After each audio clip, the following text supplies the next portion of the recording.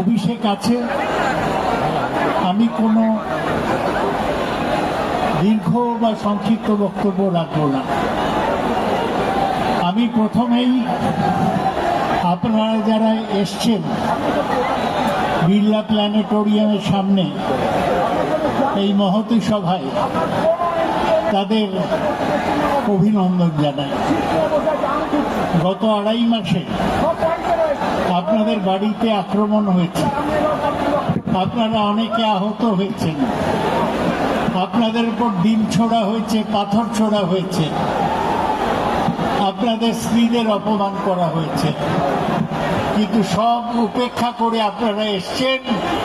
এটা প্রমাণ করে দেয় যে মমতা ব্যানার্জির ডাক দিলে কেউ মানুষকে রুখে রাখতে পারে। সেই মহেন্দ্রক্ষণ অনেকেই জানতে চাইছিলেন যে কল্যাণ বন্দ্যোপাধ্যায়কে মমতা বন্দ্যোপাধ্যায় কী বলেছেন। কোনো কোনো ইলেকট্রনিক মাধ্যম গতকাল সম্প্রচার করছিল যে কল্যাণ বন্দ্যোপাধ্যায় শারীরিকভাবে অসুস্থ, তাই তিনি মঞ্চ ছেড়ে চলে গেছেন, কিন্তু আদতে তা নয়। একটি নির্দিষ্ট ইলেকট্রনিক মাধ্যমে তিনি সাক্ষাৎকার দিয়েই বলেছেন যে মমতা বন্দ্যোপাধ্যায় যখন মঞ্চে উঠছিলেন 21শে জুলাইয়ে মঞ্চে, তাকে থেমে যেতে হয়েছে। পরবর্তীকালে অভিষেক বন্দ্যোপাধ্যায় উঠেছেন, তখনও তাকে 5 মিনিট থেমে যেতে হয়েছে। তারপর তিনি কন্টিনিউ করবেন কিনা প্রশ্ন করেছেন এবং তারপর তিনি 22 মিনিট বলেছেন। এবং বলে যখন শেষ পর্যন্ত বলার মধ্যে শেষকালে আচমকা কুণাল ঘোষকে কল্যাণ বন্দ্যোপাধ্যায়ের পাশে দাঁড় করিয়ে দেওয়া হয়েছে। সেই ছবিটা আপনারা এই মুহূর্তে দেখছেন। দাঁড় করিয়ে দেওয়ার ফলত যে পরিবেশ বা পরিস্থিতিটা তৈরি হয়েছে, কল্যাণ বন্দ্যোপাধ্যায় খুব অসম্মানিত বোধ করেছেন। তা সত্ত্বেও কল্যাণ বন্দ্যোপাধ্যায় বক্তৃতা থামিয়ে যখন চেয়ারে এসে বসছেন, তখন মমতা বন্দ্যোপাধ্যায়ের সঙ্গে তার একটা কথা কাটাকাটি হয় এবং সেই কথা কাটাকাটিতে পরিষ্কারভাবে মমতা বন্দ্যোপাধ্যায়কে তিনি বলেন, সবার সামনে আপনি আমাকে অপমান করছেন কেন? আমি সাংসদ হিসেবে সারা পশ্চিমবঙ্গের 6টি জেলায় ঘুরে বেরিয়েছি, অথচ যেসব সাংসদদের দিয়ে আপনি বক্তৃতা করাবেন বলে আমাকে প্রকাশ্যে অসম্মানিত করছেন, তারা কিন্তু বাড়িতে বসে থেকেছেন। তার পরবর্তীকালে তিনি পরিষ্কারভাবে সোশ্যাল মিডিয়াতে বলেওছেন যে এই মমতা বন্দ্যোপাধ্যায়ের পাশে থাকা এই কালীঘাটের সোর্সগুলোই এই তৃণমূল দলটাকে প্র্যাকটিক্যালি তুলে দিল। আমি আজকের এই প্রতিবেদনে সেই টুকরো অংশ যেখানে মমতা বন্দ্যোপাধ্যায়ের সঙ্গে কল্যাণ বন্দ্যোপাধ্যায়ের হট এক্সচেঞ্জ অফ ওয়ার্ডস হচ্ছেন এবং কল্যাণ তখন মঞ্চ ছেড়ে চলে যাচ্ছেন, সেই মহেন্দ্রক্ষণের ভিডিওটা দিয়ে শুরু করেছিলাম। সেই ভিডিওটা দিয়ে আরেকবার শেষ করছি, যেখানে দেখুন কল্যাণ বন্দ্যোপাধ্যায়ের সঙ্গে মমতা বন্দ্যোপাধ্যায়ের কথা কাটাকাটিটা কোন পর্যায়ে গিয়ে পৌঁছেছে। আমি শেষ করার আগে শুধু একটা কথা বলবো, মমতা এই জাতীয় অসম্মান অমর্যাদা বারবার তার দলের লোকেদের করেন।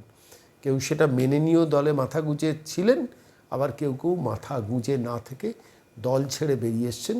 অভিষেক বন্দ্যোপাধ্যায়কে তুলতে গিয়ে মমতার এই পলিটিক্সটা বারবার একাধিকবার অতীতে করেছেন। এবারও প্রকাশ্য মঞ্চে যখন দলটা উঠে যাচ্ছে, তখনও কার সঙ্গে করলেন? কল্যাণ বন্দ্যোপাধ্যায়ের সঙ্গে, যিনি প্র্যাকটিক্যালি দিবারাত্র পরিশ্রম করে যাচ্ছেন দলটাকে বাঁচিয়ে রাখার জন্য। মমতা সেটা বুঝেও বোঝেন না, তার কাছে প্রায়োরিটি হচ্ছেন অভিষেক বন্দ্যোপাধ্যায় এবং তার জন্য যতটা নিচে নামা যায়, যে কোনো মানুষকে অসম্মানিত করা যায়, কল্যাণ বন্দ্যোপাধ্যায়ের মতো একজন ফাইটারকে অসম্মানিত করা যায়, এটা বোধে এলো না ওই মহিলার, যিনি সদ্য ক্ষমতা হারিয়েছেন। সে ভিডিওটা আরেকবার দেখুন। অভিষেক আছে। আমি কোনো দীর্ঘ বা সংক্ষিপ্ত বক্তব্য রাখবো না। আমি প্রথমেই আপনারা যারা এসছেন বিড়লা প্ল্যানেটোরিয়ামের সামনে এই মহতী সভায়, তাদের অভিনন্দন জানাই। গত 2.5 মাসে আপনাদের বাড়িতে আক্রমণ হয়েছে, আপনারা অনেকে আহত হয়েছেন, আপনাদের উপর ডিম ছোড়া হয়েছে, পাথর ছোড়া হয়েছে, আপনাদের স্ত্রীদের অপমান করা হয়েছে, কিন্তু সব উপেক্ষা করে আপনারা এসছেন। এটা প্রমাণ করে দেয় যে মমতা ব্যানার্জির ডাক দিলে কেউ মানুষকে রুখে রাখতে পারে।